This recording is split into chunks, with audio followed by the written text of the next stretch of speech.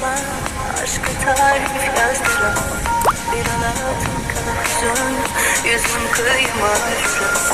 Anne karnın huzuru çocukluğum senden bana.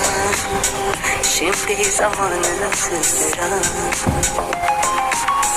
şımartılmamış aşkın sessizliğe yakın.